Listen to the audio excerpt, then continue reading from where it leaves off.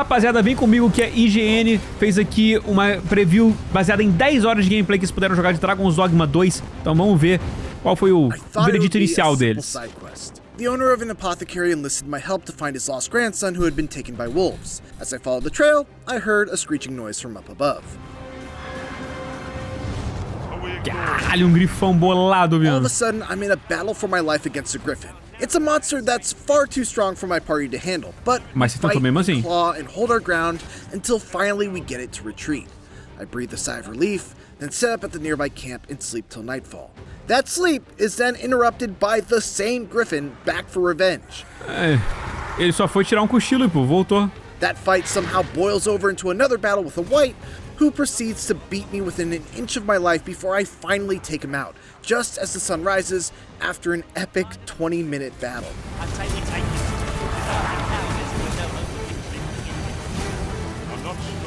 Sem descanso. Até upou. None of this was part of the actual quest involving saving the boy. It was just a series of events that cascaded into one of the most unforgettable encounters I've ever had in an open-world action RPG. And it was just one of the incredible encounters I experienced during the 10 hours I spent adventuring through Dragon's Dogma 2's fantastic open world. Subindo ali na cara do Ciclope, mano.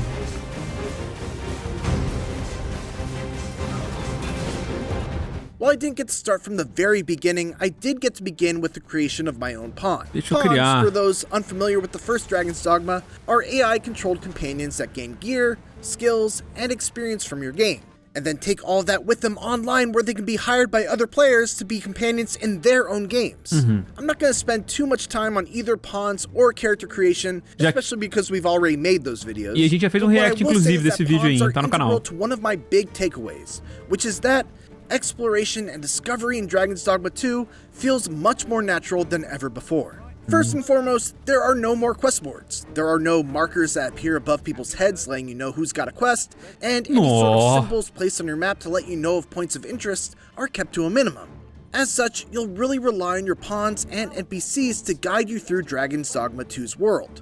NPCs will, more often than not, be the ones to approach you with opportunities for side quests as opposed to it being the other way around. Interessante. You wouldn't happen to have seen a pretty stone. You there!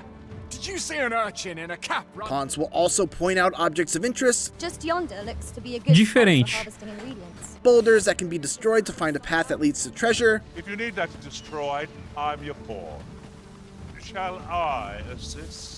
or if they already have knowledge of a quest from their owner's game, they will straight up lead you to those quests if you give them the go-ahead. Cara, isso aí All que eu of acho this leads interessante to a do style of Pawn no exploration multiplayer, and né? adventuring that feels very organic and appropriately rewarding, very much in the same way that Elden Ring and the two most recent Zelda games do. As alluded to in the intro to this preview, you also never really know what to expect once you set out to pursue a quest lead. The very act of exploring beyond the safety of the city's walls is unpredictable, dangerous, Caralho! and enticing, which is why it's so exciting. Cara, levando o cara embora, mano. E dane-se. Over the course of my 10 hours, I got to play with a total of 5 vocations: Fighter, Mage, Warrior, Sorcerer, and Trickster, which you can watch a whole other video all about. Também Unlike the temos first game, react which aqui. had you unlocking advanced vocations simply by leveling up the base ones, the 2 advanced vocations were actually unlocked via a quest. After visiting the Vocation Guild, I was given a quest to retrieve a greatsword and an archstaff, and after doing so, I unlocked both the Warrior and Sorcerer vocations. I don't know if all of them will be unlocked this way, and I didn't get a chance to unlock any of the hybrid ones, like Mystic Spearhand or Magic Archer, but I definitely like the idea of not having to grind vocations Magic in order to Archer unlock deve others. ser do My personal caralho. favorite of the vocations I got to try was by far the Warrior, who maintains the fantasy of being the great sword-wielding badass that brings giant beasts to their knees with just one charged strike, but also adds a few more tricks to their repertoire. Director Hideaki Itsuno heard feedback that the Warrior didn't feel like a super viable vocation in the first game, and thus worked hard to give them some new elements to bring out their strengths. For starters, we've jacked up the Warrior's offense and destructive power, to the point where it's unfair. Caraca. In exchange, its abilities take a little longer to É, dá pra ver que ele é bem This lento. makes the vocation somewhat difficult to use, but that's where the tackle comes into play. If you're attacked, you can use the tackle to cause an enemy to be stunned instead of being stunned yourself, making it easier to get into the location.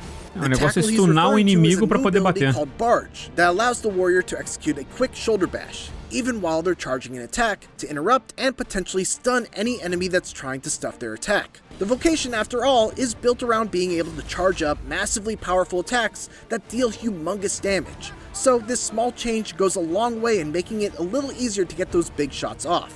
My favorite new addition for the warrior, though, is a passive skill that allows you to swing regular attacks much more quickly if you're able to precisely time your next button press with when the attack actually lands. This gives a nice rhythm to the warrior's combat and allows a skilled player to compensate for the typical weakness of having a very slow attack, while still making those very slow and powerful attacks still feel like they have their own place in the warrior's skill set.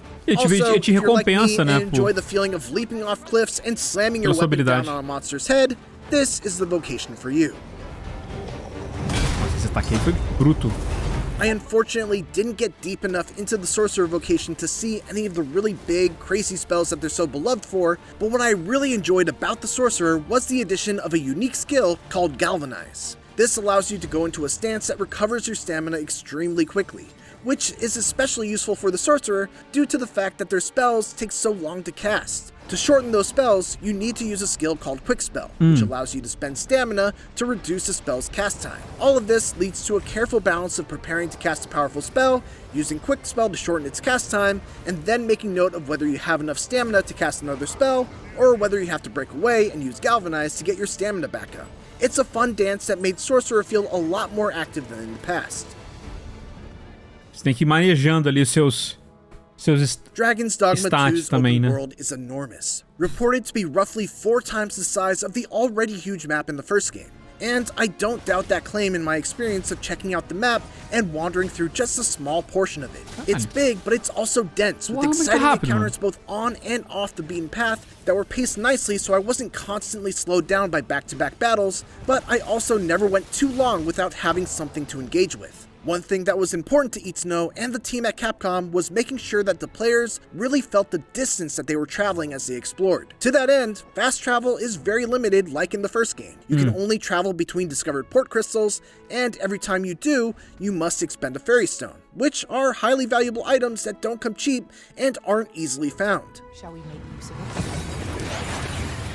Rapaziada. Another option you have for getting Fast around travel vai is ser using difícil, então, né? which is relatively cheap, but they are limited in the fact that you can't choose where you travel. The main one that I found only went from the capital city of Vernworth to the checkpoint town, which was far to the west. You also have to consider that ox carts are not a completely safe way to travel, as they often will be ambushed by all manners of beasts. Of course, you can just hoof it on foot, which is where you'll truly feel the weight of that distance, especially due to the new health restoration mechanic known as the Loss Gauge. In the first game, you'd be able to heal your entire life bar by using health restorative items, and recoverable gray health with spells. In Dragon's Dogma 2, however, every hit diminishes a portion of your max health, and the only ways to restore it are either by finding a campfire to rest at, or É pra você fazer descanso longo. Fortunately, if you rest at a campfire, you can also cook some meat and get some much-needed buffs, in addition to restoring all of your life. But there's a risk involved with resting at a campfire as well. The flames may attract monsters to your campsite, and as I mentioned at the beginning of this preview, you could actually wake up to an angry griffin coming back to finish where you started. What it all comes down to is this. Você vai ter que escolher bem aonde você faz o acampamento. Cara, tá muito RPG mesmo, tá ligado? De mesa. Ox carts are a low-cost but moderately risky method of travel, and traveling on foot is free, but extremely risky. Then you must also consider whether it's worth it to press on in a questline with low max health, or backtrack to a town to resupply, whether you should avoid fighting the giant tanky ogre, or risk it all on trying to bring it down for both the experience and rare material reward, whether you should keep on the less dangerous beaten path, or take a detour into the unknown. In the 10 hours that I played, these were very compelling decisions to have to make. But the real test will be whether those decisions remain compelling or turn exhausting in hour 20 or 30 when the map has expanded dramatically and you still have quests remaining to complete in a town that you're super far away from. Hypotheticals aside though, I love just about every moment that I spent playing Dragon's Dogma 2. Se a exploração do mundo for divertida, você não vai ligar de andar, sabe?